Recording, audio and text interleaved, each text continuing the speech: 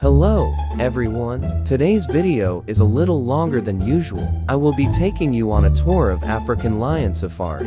First, the boat. Next, we will be seeing a variety of primates and birds from around the world. During the winter months, these primates are housed in heated barns on the property as they are very sensitive to the cold. On our right houses are ringtail lemurs. You can see them there next to this wooden shed here on our right, just at the very bottom.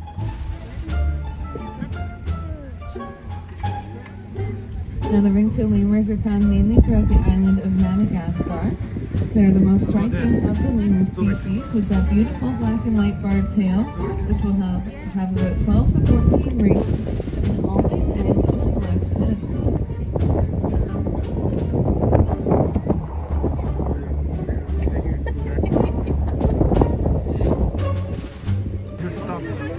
Now, coming up on the edge of the island, approaching our right-hand side, we have our pink-backed pelican, who is named none other than Pinky.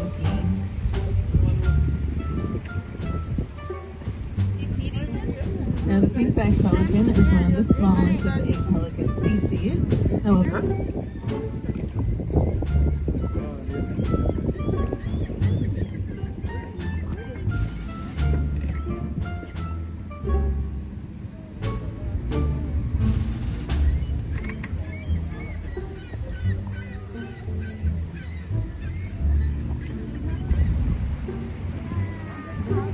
now you can see one on the right there is completely black from head to toe, except for a couple of white hairs on his chin. He is our robust black spider monkey, and his name is Flip. Then we have our second spider monkey there, who is more reddish-brown in coloration, and he is our black-handed spider monkey, and his name is Beaver. Now, both Flip and Beaver here have specially adapted to a way of life in the trees, having those long, slender limbs and that long, prehensile tail, which will act as a fifth limb. Now, their tail actually has a hairless patch of skin along its tip, with grooves like a fingerprint, which enhances its abilities to grasp branches. Now, their hands also lack thumbs, and this allows them to move through the trees with speed and agility, while also in search for their diet of fruit and leaves. And these very large bushes at the edge of the island.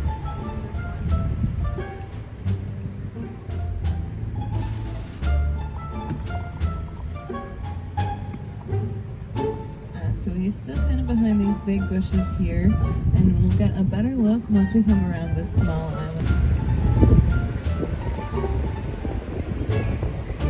So now, coming up on our right hand side, we should be able to see our marabou stork here.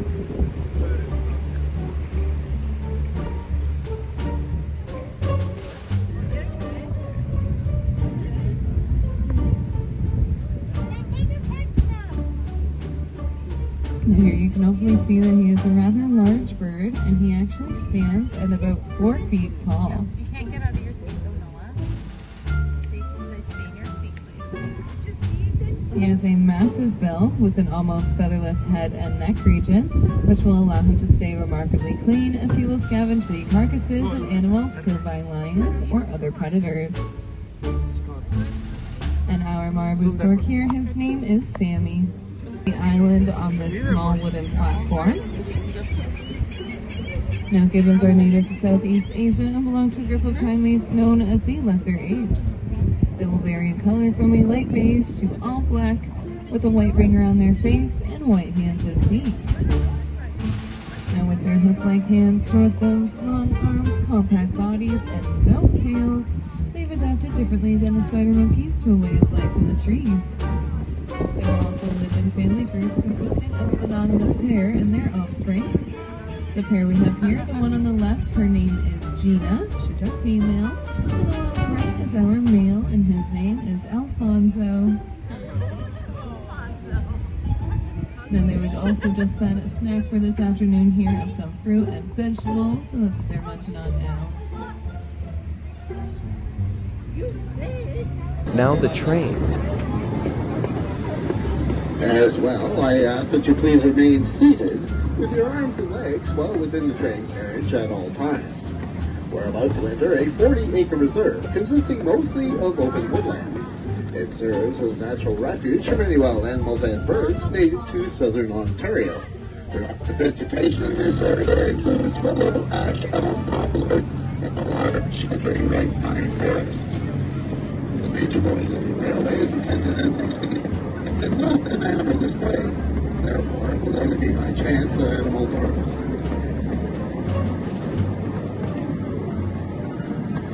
ready. And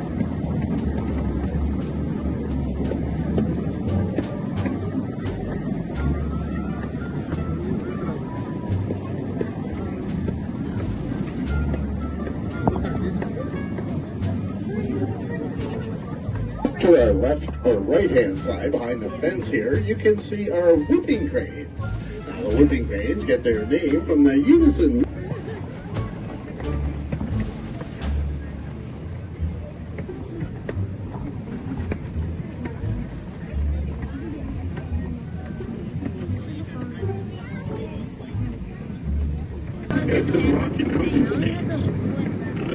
get their name from the trumpeting sound that they do make.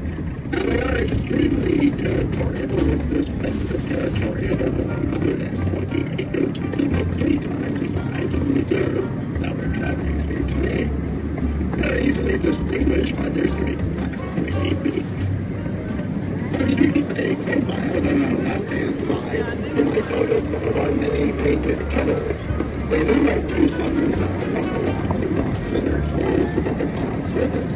Very common freshwater species painted turtles feed underneath land plants, insects, and sea larvae. They're a timid creature and will only leave its fear of disturb. Female painted turtles range from 10 to 25 centimeters in length, and the male turtles are smaller. Interesting fact about turtles: warmer weather causes turtles to be born bigger. If you've ever heard that turtles can breathe through their tongues, this is actually true. In the wintertime, they'll hibernate at the end of the pond, take water in through their mouth, to absorb the water's oxygen so they can breathe. From 1864 to 1869. Today, the original engine stands in front of a railway station in Sacramento, California, as a symbol of engineering marvel from over 150 years ago.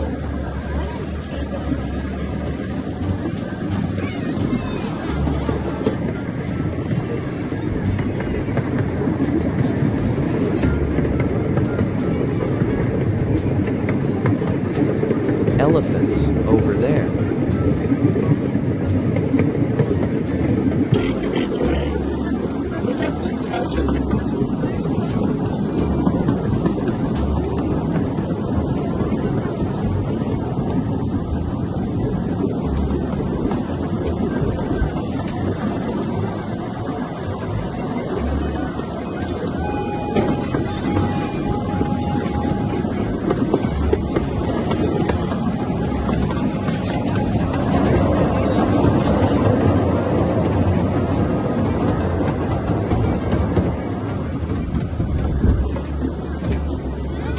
Natural lighting. The Laboratory and Research Center within the facility enable our staff to continue their efforts in maintaining one of North America's most successful breeding programs for this endangered species. Avery Lion Safari, accredited by CASA, and is a founding member of the International Elephant Foundation, which supports conservation, education, and research worldwide. In their passion, expertise, and knowledge, they inspire and engage people to ensure a vibrant future with elephants everywhere. Now, elephants do have very delicate skin. We often see them tossing hay or dirt on their backs to protect themselves from the sun. A full-grown elephant can weigh as much as 10,000 pounds. And also on our left-hand side, you can see a great blue heron. The great blue heron are one of the more common types of wading birds in this part of southern Ontario. They are excellent fishermen and will feed on frogs, snakes, small rodents, and fish. Their long featherless legs allow them to wade silently into freshwater streams while they stalk their prey. Now they are easily recognized in flight as they carry their neck in an S-shaped curve and that their long-lived bats are able to consume half their body weight in insects every night. And on our right-hand side, behind the fence here, you can see our European white storks.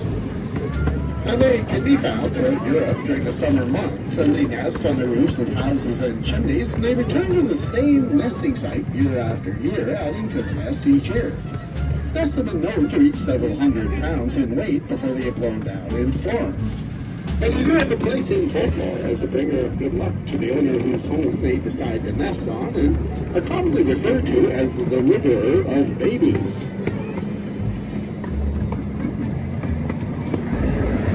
We are now approaching the end of our tour, and I do ask that you please remain seated until the trains come to a full complete stop. Now, once you have exited the train, the pathway leading off of the right-hand side is the gateway to our show area, and these include Paradise Show, Bird of Prey flying demonstration, as well as Wild Wonders performances. Now, should you have any questions about the tour or safari in general, I'd be happy to try and answer them for you. I would like to thank you for joining us here at African Lion Safari today, and I hope you enjoyed the remainder of your stay here on Safari.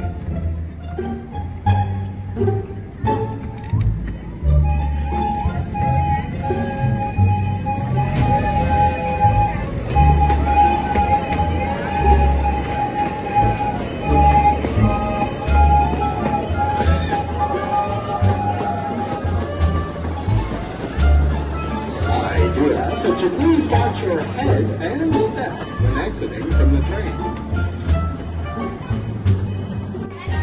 Here is a spectacled owl.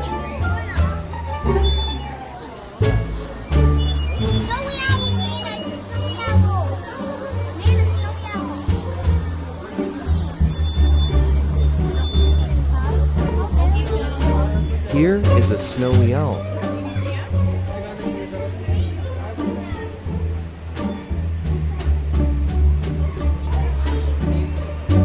Here are some great horned owls.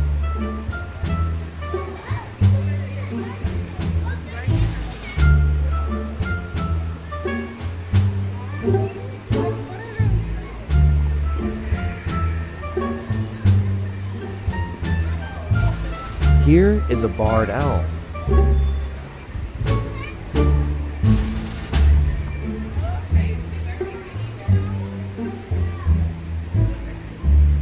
Here is an Eurasian eagle owl.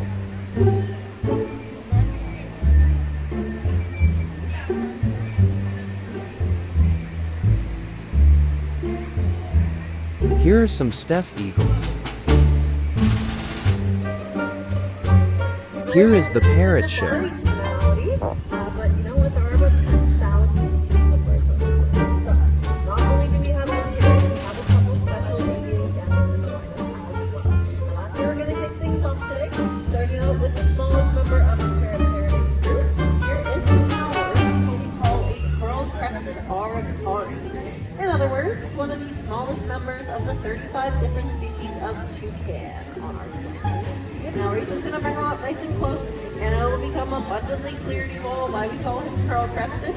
Certainly may look like he's got a teeny tiny wig on the top of his head, but I assure you that is all natural. Those are his own individually curled feathers.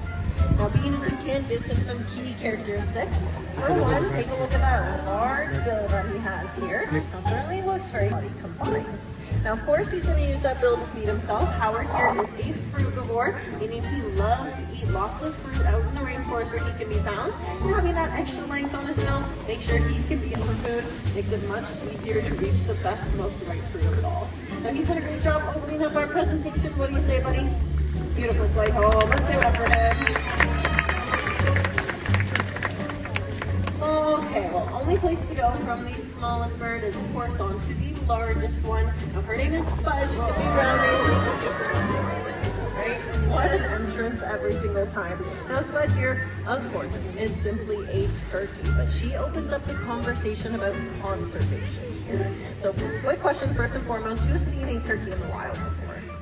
Yeah, look at all that. Well, let me tell you, wasn't always possible. These guys were actually extirpated in Canada until the mid-1980s. Advanced with only be found in domesticated settings. But scientists and researchers, hunters and the like, they all agreed adding turkeys back into their natural habitat would certainly benefit their ecosystem. And so they released 4,400 individuals across different sites within the province. Now, all these decades later, the success certainly shows in the numbers. You see, Spud has about 100,000 wild counterparts in Ontario alone. And that just goes to show you the importance of conservation and how much good can be accomplished. What an exit as well. Why don't we all give her a great big round of applause for that little partner. Alright, now on that note of conservation, there's a project we would love to talk to you all a little bit more about. We call it the Blue Throated Macaw Recovery Program. Coming in over my shoulder, yep, exactly what I was expecting. 2 ambassadors for their species here at Safari. This is Benny and Levi. Now, unfortunately, these 2 clutch mates have less than 500 wild counterparts remaining in the Bolivian rainforest, which is now, in fact, the only country that they can be found in. So to tackle this, we've been lucky enough to partner up with the World Parrot Trust and establish a breeding program for these birds right here on the site. Now, these 2 were the very everyone's excited right here today. Alright, now we're going to have some fun with these birds. So Benny and Levi have joined us at the front, and they're going to help us point out a couple of distinguishing characteristics of the parrot family. Now the first thing you may notice is those bright, beautiful colors they have, which stand out here in Canada, but actually help them blend into their natural environment of the rainforest. So those colors would help them camouflage into the red and yellow fruits and flowers, the green leaves, and the blue shadows that surround them. Now up next, they're going to let you take a look at their feet. Parrots have what are called zygodactyl feet, which means that they have 2 toes pointing up and 2 toes pointing down. Now this gives them an excellent grip on their perch, but also allows them to use their feet much like we use our hands, especially while eating. Now up next is that impressively strong beak, which is able to exert over 700 pounds of pressure. Now in comparison, that's 5 times stronger than our human bite. And since it is so strong, they're able to use that beak much like a 3rd foot as they navigate through their environment, making them incredibly acrobatic by nature, which they clearly love showing off, to speeds of 60 kilometers an hour. So just as fast as we're driving through our towns and our cities that we live in, and so they're going to need a steering wheel on board. So they're going to use that long tail in the back to steer from side to side, or they can stand it out to put on the brakes for a nice, safe landing. I'd say that Levi and Benny have done a great job teaching us what it's like to be a parrot, so let's hear it for them today.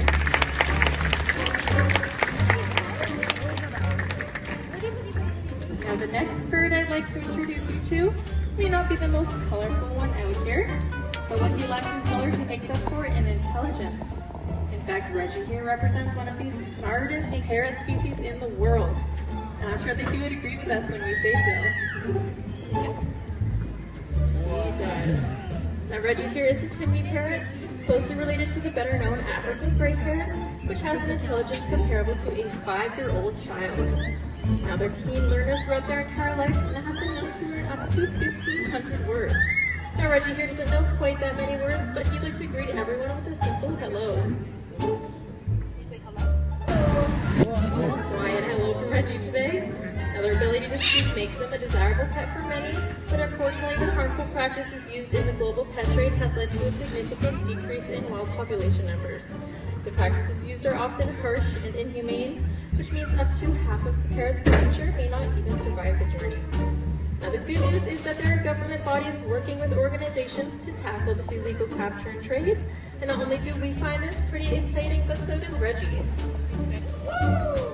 A lot of excitement from our little gray bird. Let's see if he has anything else to add for us. A sweet goodbye from Reggie. Now he's done a great job, so let's hear it for him today. Well, found all the way on the other side of the world in Australia, Indonesia, and the surrounding islands, you can find members of the parrot family known as cockatoos. And of course, that is who Kiki is out here to represent today. She herself is what we call an umbrella cockatoo. Now, she's going to greet you as well, but take a close listen. You'll notice her voice is pretty different from Reggie's.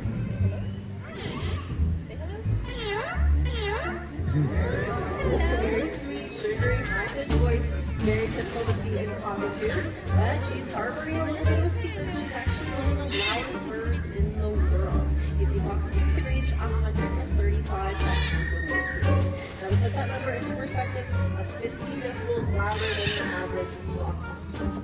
So, knowing this probably comes as no surprise to you folks, they are considered a great big huge pest where they're found naturally, find and flocks of over 100 individuals, making a whole bunch of ruckus.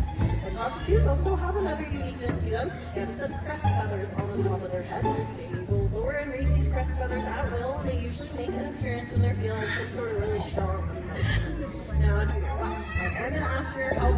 She loves attention, so maybe a very big round of applause. Thanks very much.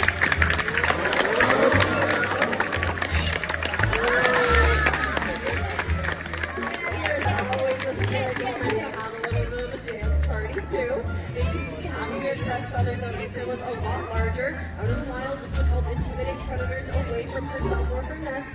But here at Safari, does quite the opposite. Just makes her all the more endearing. And she's done a great job just being herself. Let's hear it one more time for Katie today.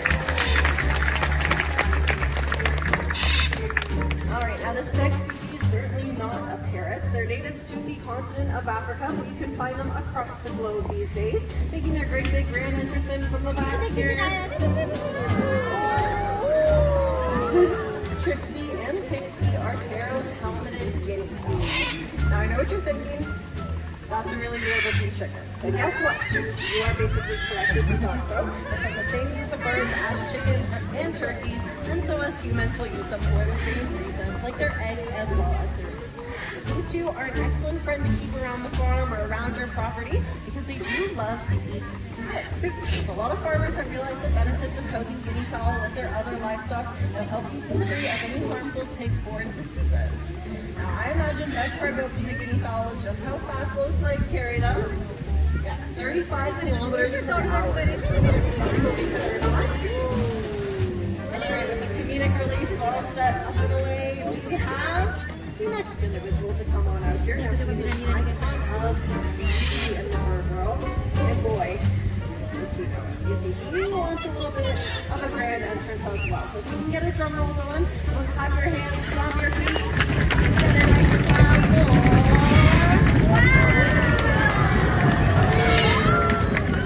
National bird of India, of course. Come on out, buddy. All right, representing out here today. So, you all seem to know what he is. Why don't you shout it out? Peacock. So peacock. Now the entire species is known as the Indian pea fowl. Males like him are peacocks, females are pea hens, young are pea chicks. Now we're all pretty certain he's a male because of his beautiful bright blue coloration, and you'll notice he's got some train feathers hanging out in the back as well. Now if he chose to display his train, it could be up to 5 feet wide and over 3 feet tall. All of that beauty is not just for us to see, he just wants to attract the lady pea hens for the breeding season. As you can imagine though, you can see he's got some gaps in his train, and that's because they very smartly have evolved that they'll drop their train feathers at the end of the breeding season so that it's easier to escape predation. Now he's off, probably got some dinner reservations he's late for, but why don't we give him a round of applause and give him a job.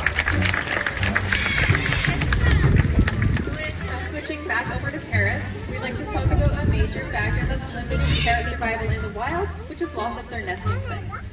Now, parrots build their nests within hollowed-out tree cavities, which means that factors such as logging, agriculture, and uncontrolled forest fires can make breeding in the wild quite a challenge. Now, one thing that's being done to support breeding in the wild when tree cavities are not readily available is to provide man-made nesting boxes, such as the one Pepper, our scarlet macaw, is hanging out by.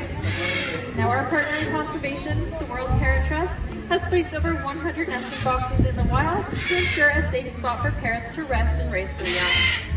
Now, here at African Lion Safari, we've had our own successes with providing nesting boxes, which brings me to the next bird I'd like to introduce you to. So coming in from the back is Arthur, and Arthur is our 11-year-old green-winged macaw. Now, he was hatched out right here at Safari, and in fact, so was his mother way back in the early 90s. Now, to you and I, flying may look like a whole lot of fun, but for birds, it's actually a means of survival. Now, they may be up in the skies to look for food, search for a mate, escape predation, although he is going to need a little bit of help from us. So I'm going to get you guys to count down from 3 and shout takeoff at the end. Is everybody ready? All right, on my count. 3, 2, 1, take off! He feels his tail for the brakes. That's another safe landing from Arthur. Give it up for him today. Now, we've shown you a lot of amazing characteristics of parrots throughout our presentation today. But there's one thing that parrots do that I'm sure everybody wants to hear. Can anyone shout it out? Talking, that's right. And much like us being able to learn multiple languages, parrots have the ability to adopt the human language on top of the multiple natural calls that they know. Now joining us to show off their speaking capabilities is Wasabi, our yellow-fronted Amazon, and Eddie, our yellow-crowned Amazon. Alright, well let's start off simple. Hello! Pretty excited to see you all this late in the day. Now these two may look an awful lot alike, but to be honest, they have pretty opposite personalities. Wasabi's here tends to lean on the more polite side. This is his favorite question for our audience. How are you? How are you? We're over here having a lovely visit. Eddie, on the other hand, knows his bird we have. This is her favorite question to ask you. What you doing? What you doing? What you doing? Lots of what you doing. So she is definitely my favorite work supervisor of us all. Now these guys are male and female, but don't feel bad if you can't tell. The truth of the matter is, the large majority of parrot species, males and females, will look exactly the same. So to determine for sure, you can either wait for them to drop an egg, or you can analyze their DNA through a blood sample. Now that's what we did for these two. But we had our suspicions beforehand. You see, what's so typical in the parrot world, they've got one mate, they love to play with their keepers. That's right. Sweet signals, and us humans, what happens when we get to them? Yeah, we laugh, and of course, so are birds.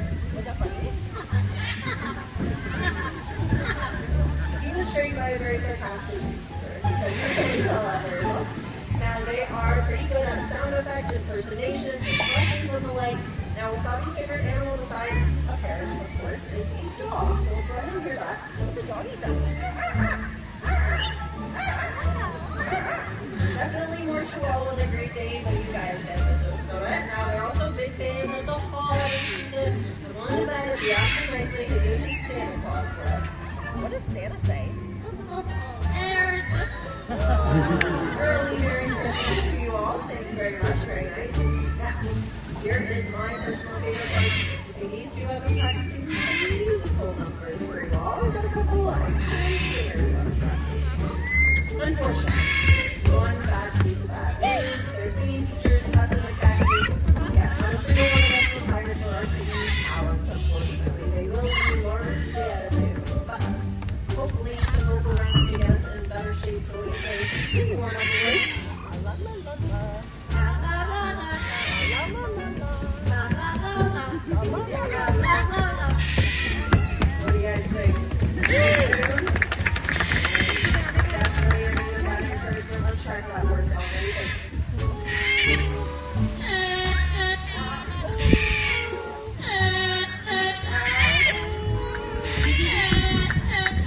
I love a little bit of our national anthem. Alright, glad to see we're impressing you. And before the next one, quick time for a question. Is it anyone's birthday by chance? You have any birthdays? We got 2, we got 3, we got 4, we got 5, we got 6, we got 7, we got 8. Whenever your special day is, especially if it's today, the song is for you. Sing happy birthday to you. Happy birthday to you. Happy birthday to you. Happy birthday to you. Happy birthday to you. All the words.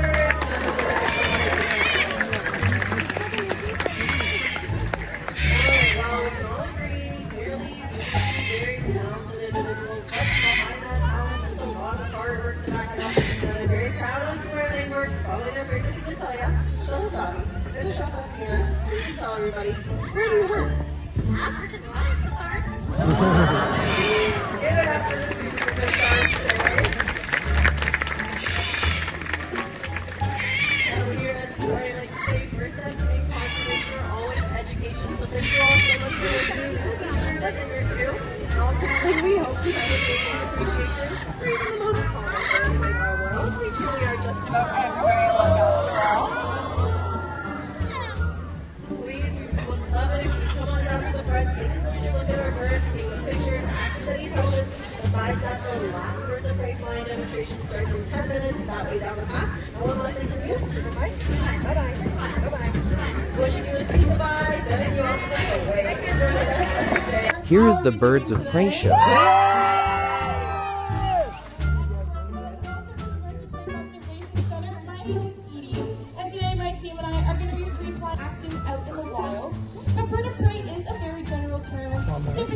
focus. If a hawk or an eagle or another kind of raptor. Whoa.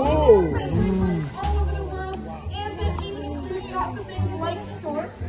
Now this is Albert, he is our American stork. And this bird is actually native to South Africa and is one of the largest flying birds in the world. He does have amazing eye-to-beak coordination. Now, these birds have a 10.5-foot wingspan and do have that incredibly long bill, as you can see. So they have incredible eyes to make sure they can catch their food out of the sky, but they are known as scavengers. So they typically predate on all the room on his legs. And his urine is actually really acidic. It can break down a lot of bacteria that we're using for eyes. But this is Rosa, our Harris hawk. Now hawks have incredible eyesight and can see 7 times better than us and 4 times faster.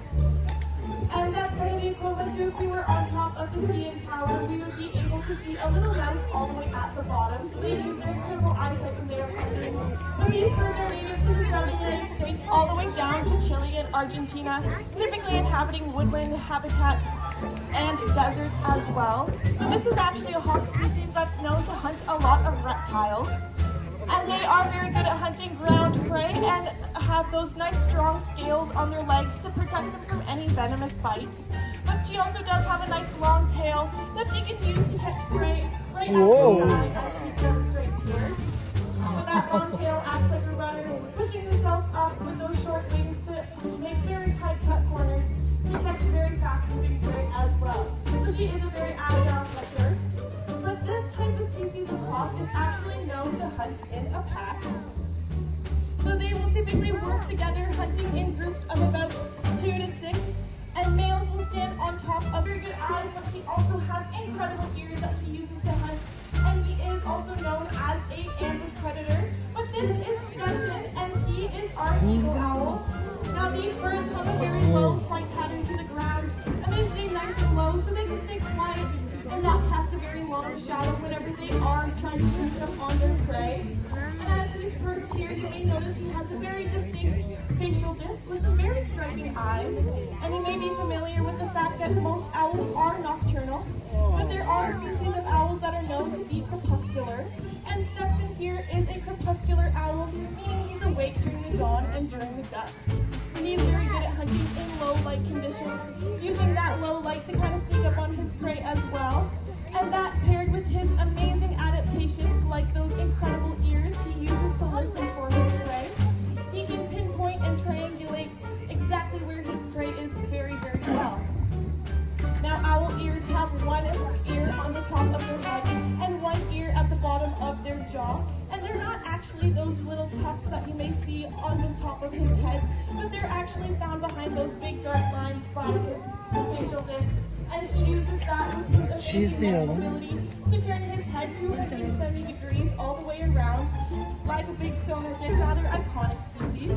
And she's going to be flying down the field here in just a minute. But this is Juno, and she is our bald eagle.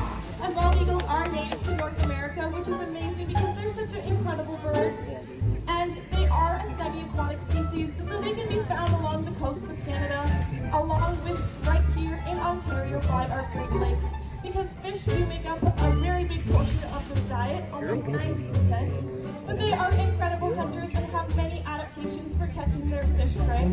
Typically, whenever they are out in the wild, they will be soaring over a body of water, and they will come down from the top high of the sky, come down nice and low, and they'll be able to make a catch right off the Whoa!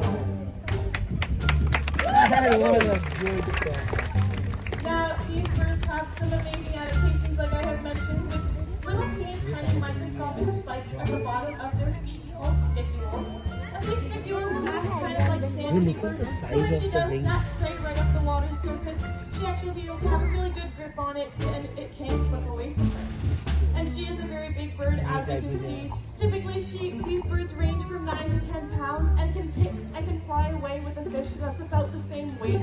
But if she ever does catch a fish that's too big for her to fly off with, she can use those nice big broad wings of hers to swim back to shore, kind of like paddles.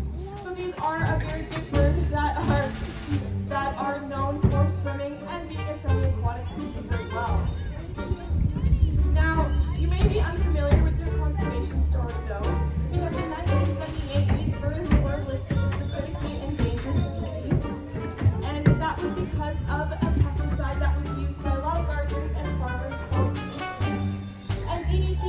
unfortunately got into the watershed, affecting a lot of the fish that bioaccumulated in the food web, affecting a lot of the predators that were predating on fish.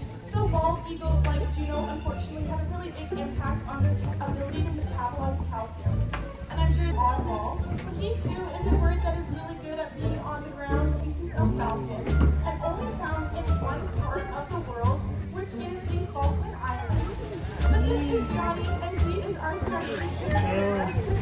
And one of the most rare falcon species in the world, because they are incredibly intelligent, but on the Falkland Islands there are no native trees. So these birds have learned to be very comfortable on the ground, adapting to amazing hunting strategies, just like their curiosity that allow them to find new sources of food everywhere that they can. They're typically known to tip over lots of flower pots or rocks to find some new sources of food, just like Johnny is doing here. They're also known to actually steal a lot of red objects from the islanders, such as red hats or other red objects like pens or purses. And many people believe that these red objects will symbolize meat as well, and they think that it's a new food source. But these birds are also very intelligent and have learned to hunt in groups as well, typically being able to take down larger livestock like sheep. Don't appreciate this very much.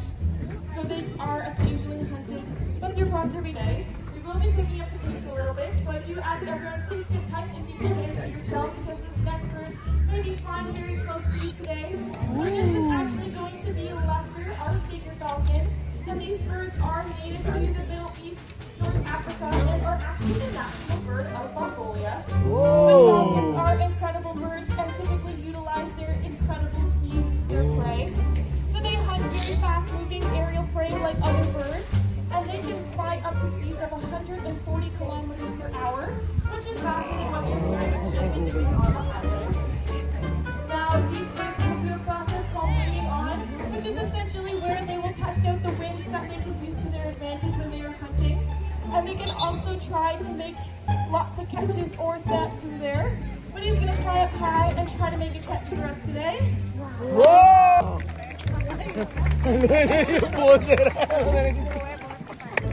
Now, the wild, these birds are very incredible and are very aerodynamic with a very streamlined body as well. And they can typically fly up really, really high. And when they decide to pursue their prey, they will go dive in what's called a stoop, tuck in their wings, and reach these incredible speeds. And as they so ride their prey, they will actually fall off their little feet and strike their prey right out of the sky. So it is a really testament to show that these birds are incredible out in the wild and are very, very efficient hunters as well. But at Safari, we do have many breed and release programs here. And the one that the Birds of Prey Conservation Center... Three-banded armadillo is the only species of armadillo in the entire world that is capable of closing up into that complete shell. You will see her head and tail fit perfectly together like puzzle pieces, with her head being on top being the larger triangle and her tail on the bottom being the smaller one. Now this also makes them the most protected armadillo species in the entire world. Only thing capable of breaking through that tough shell is going to be your big cats such as jaguars and pumas. Now they love to eat insects. And in doing that, they have no idea the favor they're doing for you and I, but they are keeping those insect populations at bay, ensuring they don't get too out of hand. As we know, they can get very out of hand very quickly. So having little friends like this coming scurrying along, eating up their diet is consistent of bugs. Now finding those insects can be a little bit tricky because they do have very poor eyesight. So instead, they're going to rely on their keen sense of smell, as well as whisker-like hairs that line up and down their abdomens to help them find their next meal. But they always do an extraordinary job of showing the wide variety of armadillo personalities in the world, and I think they deserve a great big round of applause. Now you guys did such an incredible job answering all of my pop quiz questions, so I think you deserve a little bit of cuteness factor. Coming out to bring this is Miss Annabelle, or Annie as we like to call her, our southern tamandua. Now what is that? Well, you might just recognize her as an anteater, and that is absolutely correct. She is what's known as a lesser anteater due to her small size compared to her giant anteater relatives. Now, being an anteater, I'm sure you can all guess what she likes to eat. Ants, of course. But she does also like to feast on things such as bees, termites, honey, and even some soft ripe fruits. Now, if we take a look at that cute little face of hers, I have to say, it's a bit of an odd shape. And that is because she doesn't have a single tooth in that little mouth of hers. Instead, she's equipped with a 12-inch, long, sticky, and barbed tongue. That allows her to grab onto a whole bunch of ants, slurp it all back up, and then have a muscular gizzard to grind up all those insects. Now, having no teeth definitely doesn't stop her from eating lots and lots of insects. This little girl can eat up to 9,000 ants in one single night. That is a whole lot of critters, but we never have to worry about her wiping out an entire population, as she never spends too long at one insect nest. She is simply too smart for that. She knows if she eats all the bugs at one location, she's not going to have a meal to go back to. So instead, she's going to have a little from over here, a little bit more from over here, maybe some more from up here. So she always has a revolving door of foraging. That simply means she's making usually to now come by and have when they normally wouldn't be able to because they're not equipped with the same claws that Miss Annie has. A lot about South American species. And I think it's time we switch things up and we travel all the way over to Australia. So blasting in from the back will be my friend Fez, our laughing kookaburra. Now here he is in all of his glory. Of course, the name laughing kookaburra comes from their rolling, laughing calls, known to sound like the laughter of children and usually done at dawn and dusk. This makes them a crepuscular species. That means they're most active at those times. What do you say, Fez? One long flight to show off all your beauty? Oh, Fez. He likes to call the shots around here, but he is pretty beautiful, and you might even recognize him to quite resemble our very own kingfisher that we have right here in Ontario. Now that is because he's actually the largest member of the kingfisher family. Now back to that call. It is a territorial call, which means he likes to do it when he's marking where the edge of his territory ends. And sometimes he does have a little chuckle in him for us. So let's see.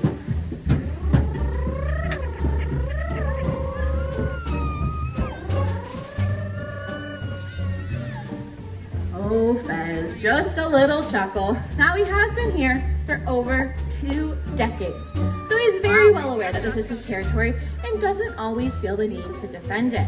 But he sure is beautiful and he's done an excellent job. So why don't we give Fez a great big round of applause as he makes his way on home.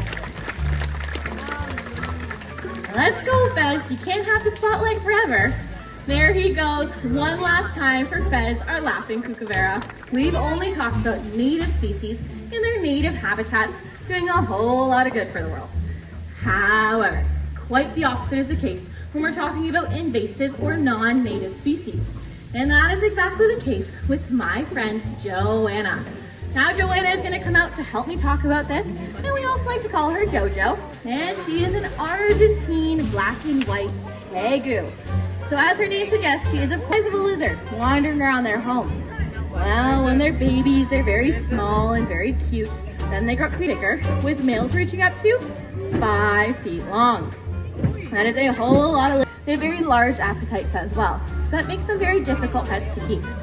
So unfortunately, these pet owners release their unwanted tegus into their backyards, hoping nature will take its course, but it doesn't. These guys are extremely adaptable, even being able to change from ectotherms to endotherms, meaning they can now control their body temperatures just like mammals do. They're fighting with native lizard species for their resources, as well as eating up lots of alligator, crocodile, and turtle eggs that line the sandy shorelines down in Florida. Animal uses her appearances to mask in the leaf litter of sub-Saharan Africa. Coming around the corner is Zippo, and she is our ball python.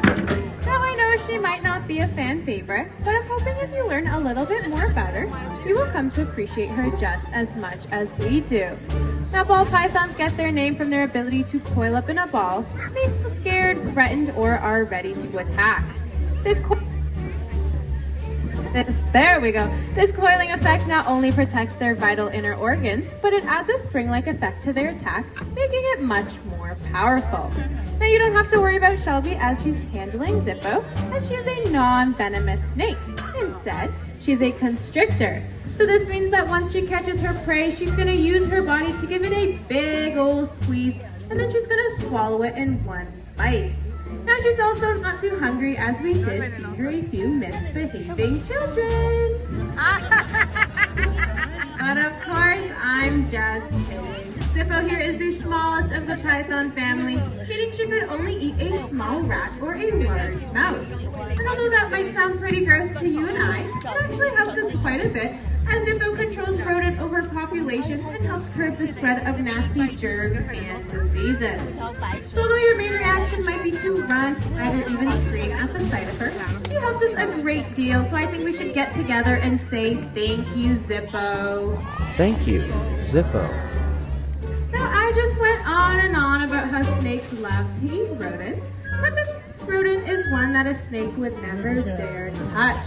Coming around the corner is the beautiful Dolores, and she's a prehensile-tailed porcupine. Now, as she makes her way around the front, I want you guys to take a close look at her tail. You'll notice it is very similar to Annie, our southern tamandua, and that is because they both come from very similar environments. They are both arboreal species and from the South American rainforest. Now, Dolores' tail is so incredibly strong, it can bear her full weight as she hangs completely upside down. In doing so, her hands are totally free, so she's able to forage and find some yummy snacks to eat. Her favorite one is the Cambion layer of tree bark, which is not only very nutritionally rich, but it holds a lot of hydration. So on hot sunny days, Dolores definitely gets her water intake. Now she is a porcupine, meaning she has long, sharp quills, but front row, I assure you, you are all safe, as it is a myth that porcupines can shoot out their quills and that they are venomous. Instead, if Dolores wanted to prick a predator on purpose, she would make her quills stand up nice and tall, looking about 4 times bigger and much more intimidating. Then she would walk in a side-to-side movement, hoping to prick them in a sensitive area such as the eyes, nose, mouth, or even ears. In doing so, she would hurt them just enough so she has time to scurry on into the trees to hang out with her buddies. So though she is prickly on the outside, she truly is a sweetheart, so let's give her a grand round of applause. Now, Dolores is a superstar, and I'm sure she knows it, but unfortunately, she's the last animal at today's presentation, so I thank each and every one of you for coming down. Now, please don't leave too soon, as we're going to bring a few animals nice and close to the gate, so you're able to ask any remaining questions and take as many photos as you like. Now, with the show's over, here is a flamingo.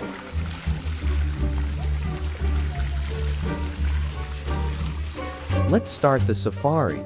Here are some Watusas, which is a breed of cattle.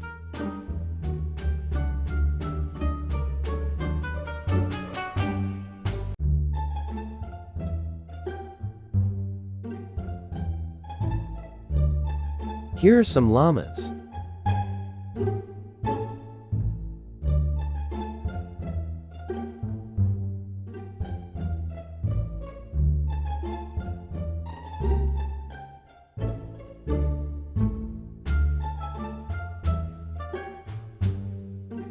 Here is a lion.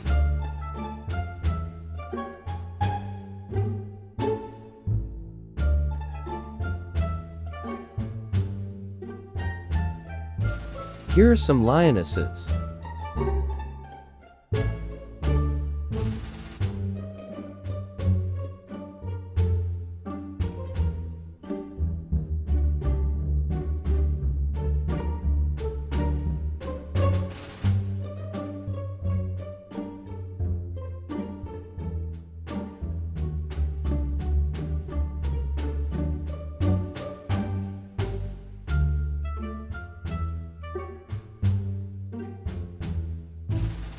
Here are some white lionesses.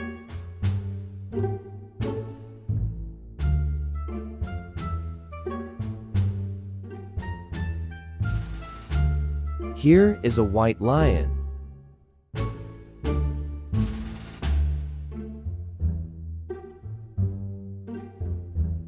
Here are the lionesses again.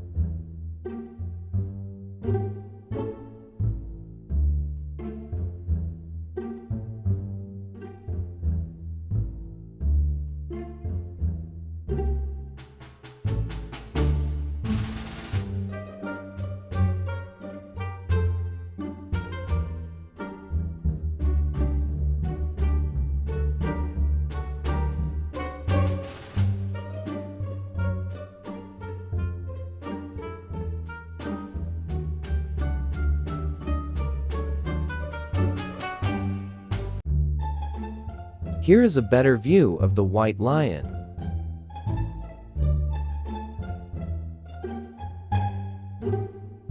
Here is a cheetah.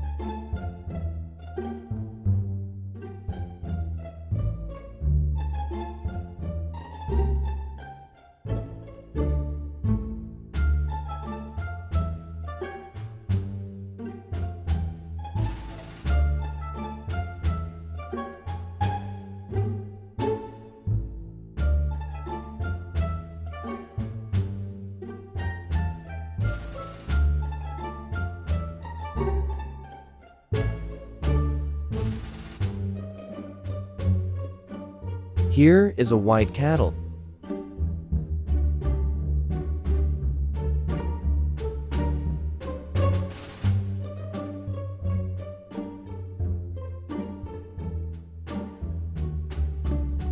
Here is a baboon. Here is another cattle. Here are more baboons.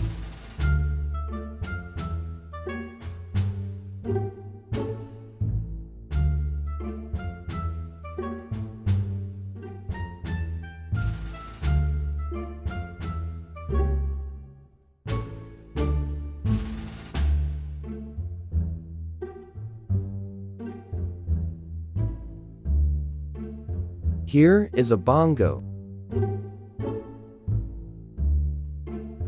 Here are addaxes and an eland. And there is an ostrich.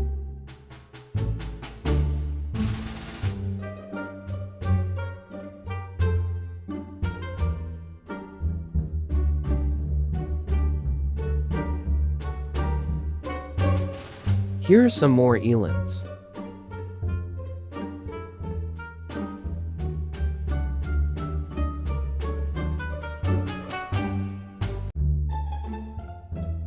Here are some rhinos.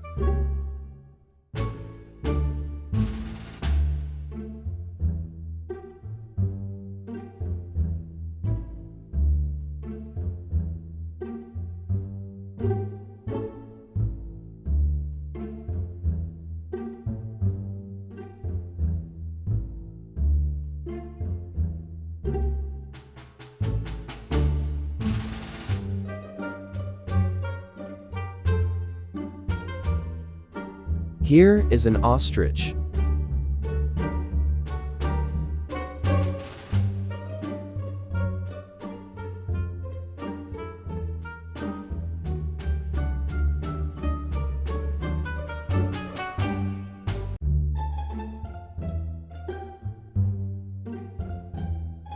Here are some wildebeests and some giraffes.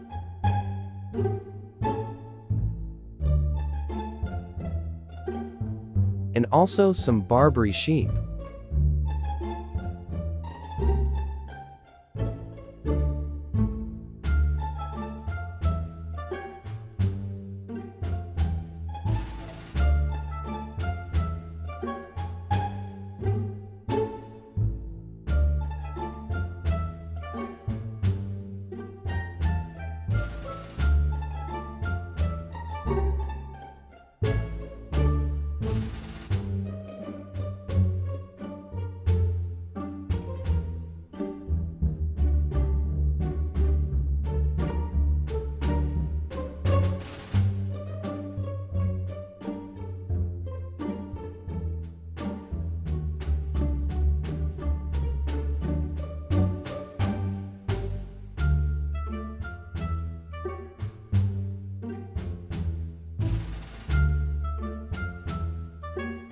Here is another Barbary sheep.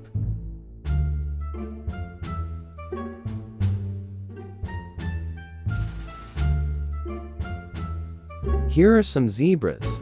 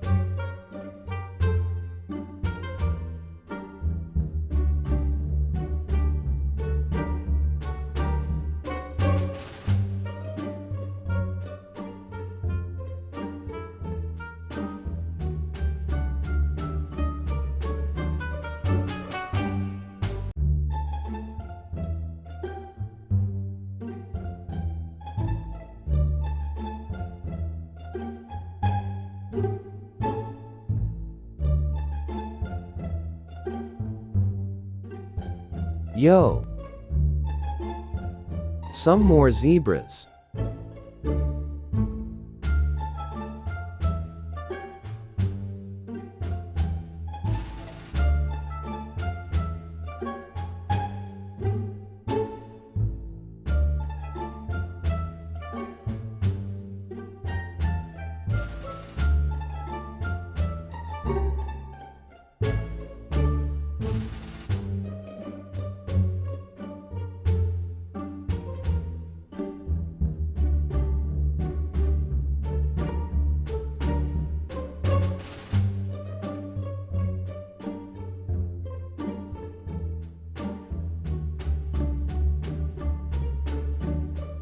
Here is another giraffe.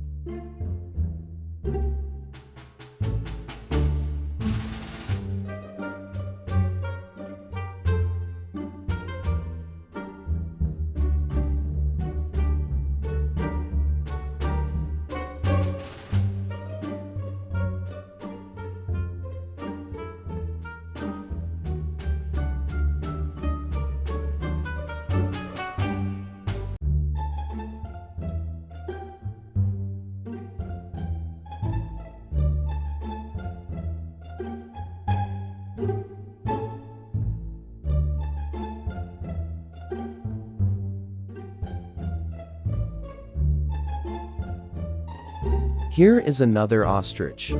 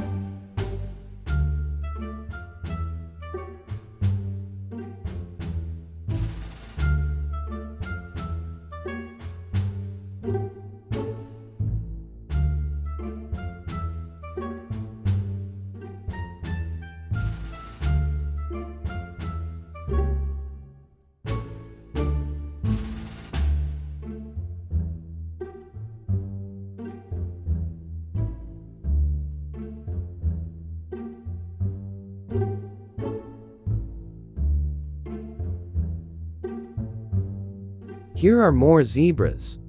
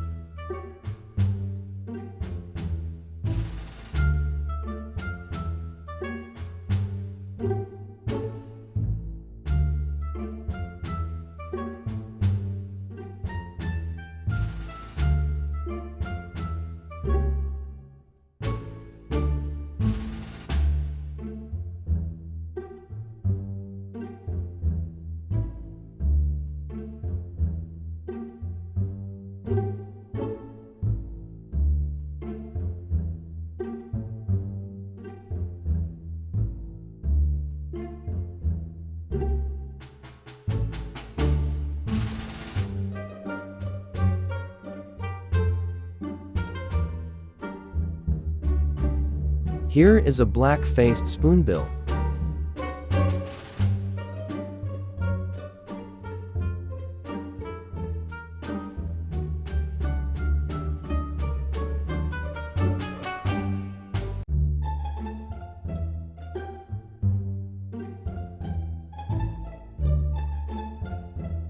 Here is a markhor.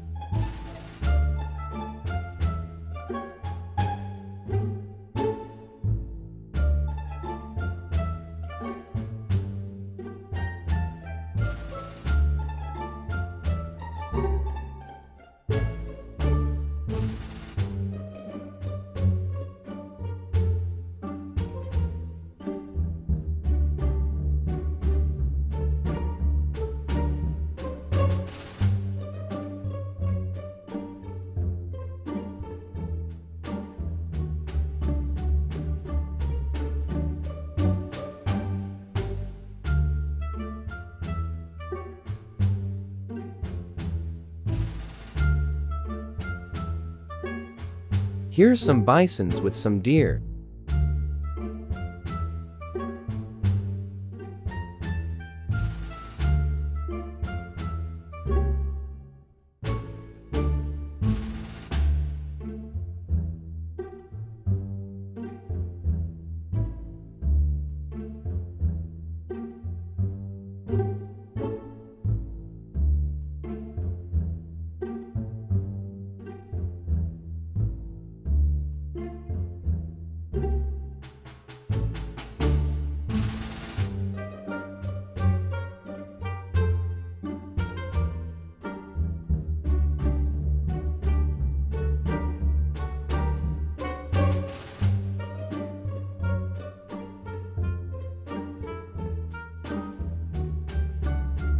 Here are some red kangaroos.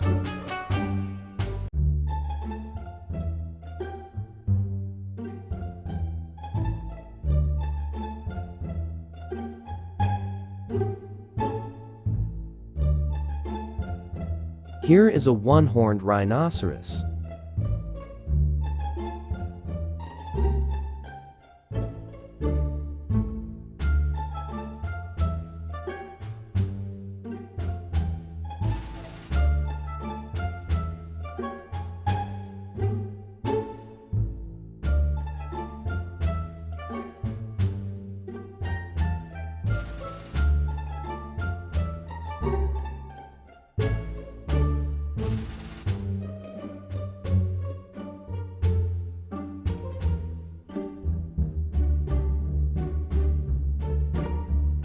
Here are some yaks.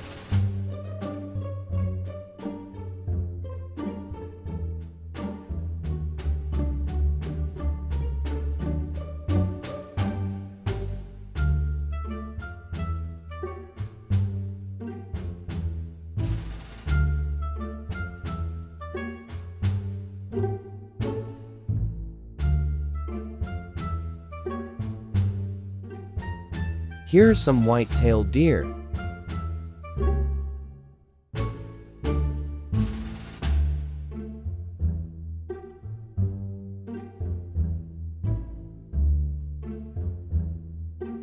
Here are some elk.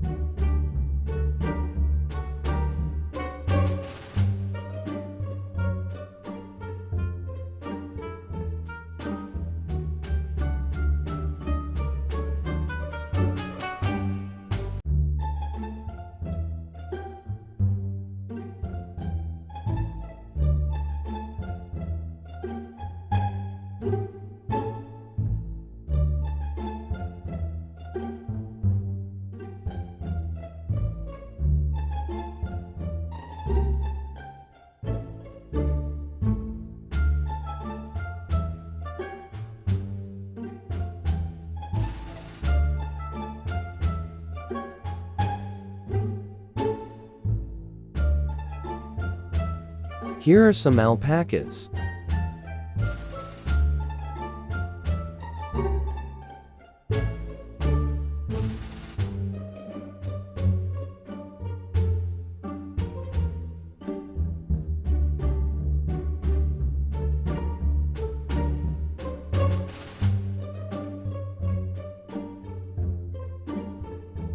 And lastly, here is an Asian elephant.